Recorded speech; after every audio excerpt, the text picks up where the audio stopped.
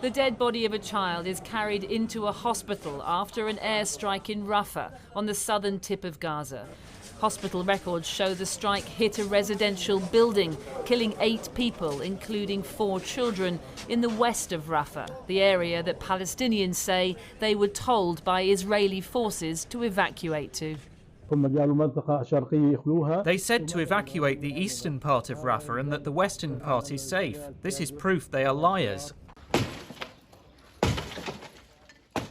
It's scenes like these of families rummaging through the rubble and the killing of more than 34,000 Palestinians that appear to have brought Joe Biden to the brink, to make the unprecedented move of announcing on primetime TV that American weapons would be withheld from Israel if it advances further into Rafah. I've made it clear to Bibi and the War Cabinet they're not going to get our support if, in fact, they go into these population centers. We're not walking away from Israel's security. We're walking away from Israel's ability to wage war in those areas. Biden confirmed he had withheld the latest shipment to Israel that includes 3,500 bombs like these, as well as artillery that he also confirmed in a stunning admission had been used in the past by Israel to wage its war in Gaza. Have those bombs been used to kill civilians in Gaza? Civilians have been killed in Gaza as a consequence of those bombs and other ways in which they go after population centers. That it came to Biden making open threats against one of America's closest allies is indicative of his strained relationship with Benjamin Netanyahu, Israel's prime minister, who has insisted the operation in Rafah is necessary to wipe out the remaining Hamas fighters hiding there, with or without American support. He reiterated that again today, saying, "We are stronger, we are determined, and we are united. If we have to stand alone, we will stand alone." Netanyahu is now faced with a clear, difficult choice. If he adheres to the US president's demands, he risks losing the backing of hard-right members propping up his government, like Itamar Ben-Gvir, the Minister of National Security, who today made his feelings about President Biden very clear in this posting on X. In America, hard-right Republicans were furious with Joe Biden as well. Hamas has put Palestinians in the crosshairs of Israel, so stand Israel down? That's the dumbest thing I've ever heard in my friggin' life. Do you have a reaction to the decision to withhold weapons that President Biden spoke about last night? Absolute betrayal of trust and lack of leadership. Hamas has tried to retreat to Rafah. People are forgetting that Israel has done a pretty good job of pushing them out of most of Gaza. You cannot give them a redoubt. You cannot give them a place to rebuild in Gaza. This sends the message to our allies that, if it's politically inconvenient for the president to send you arms, then, sorry, you're on your own. What's wrong with protecting the civilians that are there? There's 1 million plus Palestinians there. Well, listen, if you want to talk about who's responsible for the civilian deaths there, the answer is Hamas. What's your reaction to what's happening in Rafah? Joe Biden insists his long-term support for Israel is unwavering, but as the student protests have shown, he's also under intense pressure with an election looming to bring the war in Gaza to an immediate end. Palestinians displaced from Rafah set up yet another makeshift camp today, as the Israelis claim, American assistance or not, they have the weapons they need to fight on. Siobhan Kennedy reporting. Well, earlier today I spoke to Boaz Bismuth, a member of the Knesset for Prime Minister Netanyahu's Likud party, and I asked him if they should listen to Israel's closest friends, the American government. Prime Minister Benjamin Netanyahu should listen to his conscience, should listen to logics, should listen to the Israeli people, and should listen to common sense. Common sense says what? Common sense says that you have to win a war in order to prevent other ones. Common sense, you have to deter your enemy, and how do you do it? By winning a war. For many years in Israel, we had cycle of violences in order not to speak about wars. 2008, 10, 12, 14, 18, 21, 22, you name a year, and we had a cycle of violence. Yet, every time we spoke of a ceasefire, every time we spoke of humanitarian, which is important, by the way, humanitarian is very important. But it's also very important to defeat your enemy, especially an enemy like Hamas, especially an enemy that comes and causes massacre, especially an enemy that acts like the Nazis. So I'm asking you, 8 years ago, would you speak of a ceasefire with the Nazis? Don't ask me anything. I won't answer any questions. I'm here to ask. I tried. So what you're saying is, Yeah. you know, President Biden can say, don't attack Rafah. Israel should go ahead and defeat Hamas in full. Look, I respect a lot our American friends. President Biden is a true friend of Israel. President Biden came here soon after the massacre. We remember each and every Israeli, the don't he said to our enemies in the north. And of course, I think about Iran. I mean, that's how bad the relationship has got, isn't it? I wouldn't say it's bad, because, you know, is now freezing arms. No, but you see, people, not me, but there is this amazing quote that you write the future with the ink of the past. So you don't think the American threat, if you like, really has a structural problem for Israel? Look, they will still be your allies. We're allies. We're the best allies. We're best friends. We share the same values. Do you not fear that if you ignore them on this, then they may not defend you at the UN Security Council?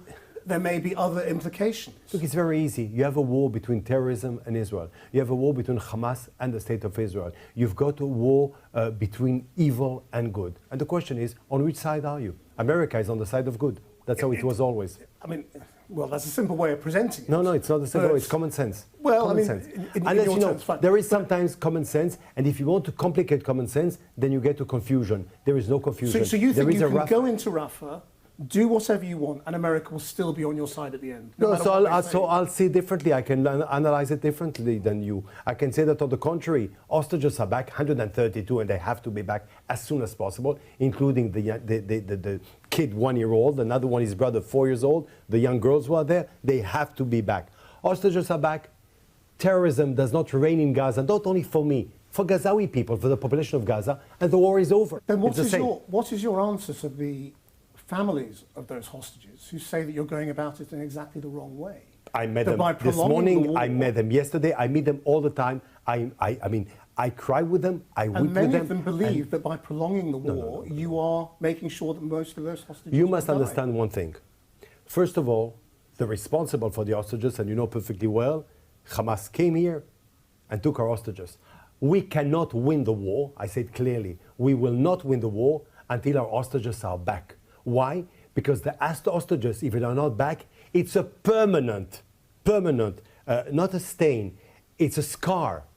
It's a scar in our history and forever. The point they make is that you are meaning we have to bring them back. That they will die. But what surprises me, what makes me sad, what disappoints me, is that what Hamas is trying to make us believe, certain people like international media or like you, an example, do believe that the ones that prevent a deal is Israel. On the contrary, it's our citizens, it's our baby, it's our girls. We want them back.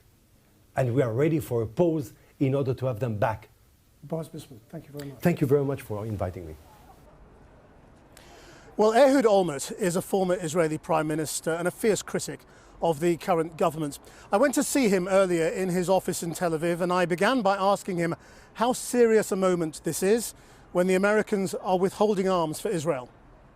I think this is an extraordinary, unprecedented event in the history of the relations between Israel and America for, let's say, the last 60 years. Anything like that never happened before. You have to ask yourselves, what brings the friendliest president ever to the state of Israel? A president who, a week after the October 7th, took the Air Force One and flew to Israel to offer his sympathies and his absolute dedication and care for the security of the state of Israel. What brings him to the point where he says, I will suspend the delivery of weapons to the state of Israel? I think this is the main issue here. What made him do something that is absolutely extraordinary? So this goes beyond just a disagreement over Rafah. This is now structural, isn't it? From day one, and even before October 11th, our government, and particularly the Prime Minister, did everything possible in order to antagonize, to provoke against this president. And throughout this last year, while the president was absolutely dedicated and supportive, and supplied all the necessary weapons and much beyond political support across the world, and particularly in the UN Security Council, that Netanyahu was provocative and was criticizing and was threatening and was sending all kinds of signals that against President Biden. Now, considering this, one should ask himself, how come that until now President Biden didn't do anything like this? And do you think this will work? It will take some time, and it depends on how serious and ongoing the suspension will be. Because I think that at some point it can go beyond just a supply of weapons. What about a UN Security Council resolution condemning the state of Israel without America opposing it and vetoing it, which he did up until recently? What if there will be sanctions imposed on Israel that the Americans will not block? Ben Gvir has tweeted, Hamas loves Biden. He's the National Security Minister of Israel. Look, the greatest threat to the security of the state of Israel is Ben Gvir and his supporters. I'm not afraid of Hamas. Hamas is an outside adversary, an enemy from the outside. Ben Gvir and Smotrich and their supporters are a threat to the foundations, to the moral foundations of the state of Israel from within. They are the enemy from within. Ultimately, do you think Joe Biden has done the right thing? I spelled it out. I'm against Rafah attack. So when President Biden says that he's against Rafah attack, I can't say that he says something which is inconceivable, which is unacceptable. This is what I think, this is what I say publicly in Israel. And I'm a former prime minister of the state of Israel, and I know something about the security needs of the state of Israel and the possible impact of the war in Rafah. So how can I complain about a president that says what I say? However, I think that it is a very painful moment in the history of the state of Israel to have brought the greatest friend that we have, that stood with us at the most critical time in the recent history of the Jewish people, in a manner which is admirable, as President Biden did.